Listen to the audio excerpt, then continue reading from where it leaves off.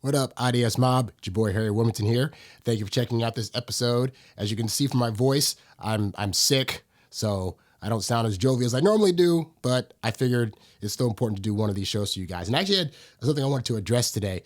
And I did a video recently called Why She Pulls Away versus Just Telling You She Lost Interest. And in that video, I talked about how, because of women's previous experiences with trying to tell men that they're not interested and then, getting harassed, that they typically err on the side of ghosting. And so I had a comment that was left by somebody that is a situation that I feel a lot of guys deal with, and they don't understand why that's being done. So I'll go ahead and get into that. So his comment was, he says, "Oh, very good explanation for why women ghost. It makes sense. I always thought they did it because it was the cowardly way out, and they just didn't want to outright say it, which might be true, but what you said makes sense." Yeah, so they're not trying to be mean to you. It's just they've had so many horrible experiences when they told guys, "I'm not interested," that it's easier for them to just kind of slide away and hope you get the point versus being direct. And that's not necessarily the fairest thing in the world, but you got to look at what their experience is and why they do that. Anyway, he says, what really irritated me about, so he had commented on a previous video telling me about this neighbor that he had gone out with a few times. Then he was trying to get her on dates and she wasn't accepting him. But anyway, he said, what really irritated me about the neighbor I went out with was at the end of the date, she brought up to me that she wanted to get lunch with me again soon and then ghosted me. That was super frustrating. Only in the last week or so have I finally given up on her because I tried one more time. I'm no longer overthinking or anxious as much, but I'm not 100% there yet. And keep in mind, I'm still looking around. I'm talking to about 5 or 6 girls right now and have some dates lined up, which is great. You should always be, in the dating phase, you should be keeping your options open and dating a variety of women until you narrow down the one that's going to be your girlfriend.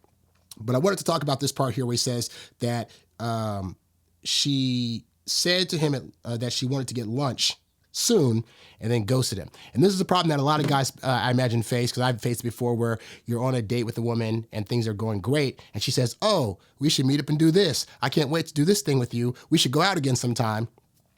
And then you're like, "Oh, that's so great." And then the next time you try to ask her out, she's not answering, she's not responding. And you're sitting there thinking, what the heck happened? Like, she said that she wanted to see me again. She said that this is the date idea we should do. And now she's suddenly ghosting. What gives? And this is a very important thing you have to know about women in particular, is that women are going to say and do things in the moment that feels like the thing they want to do. So from moment to moment, depending on how the woman is feeling about you, what she said to you and what she promised to do with you can change. And this is especially true early on in the dating phase of relationships, whereby she might have other offers coming in and she doesn't really know you. So one day she could be all about you and be like, "Oh my God, I want to date this guy and I want to go out with him again." And then the next day, her feelings change for whatever reason, and she's not feeling that thing anymore. The problem I think guys have is, for one, we're very literal. So when we hear a woman say, "I want to do this thing," we take it as they want to do this thing, not taking into account that they're saying this thing in the moment where they're feeling it, but if they don't feel that same way in the next moment, it could change up. The other thing is that in the world of guy, your word is your bond. And that's because, if you're working on a site, say you're doing construction or you're doing some kind of job, you can't say things that you don't actually mean. You have to be a man of your word and do the things that you say you're going to do. In the world of women, things are very much always on the land of maybe or it depends. So a woman might say to you, for example, "Well, I'd love to go on a date with you next week," but it depends on her feelings. It depends on if she meets somebody else. It depends on a variety of other things. And so for women, especially early on the dating phase, because they're on the thought process of maybe or it depends, what she says to you that first day could very well be different how she feels the next time that you bring it up.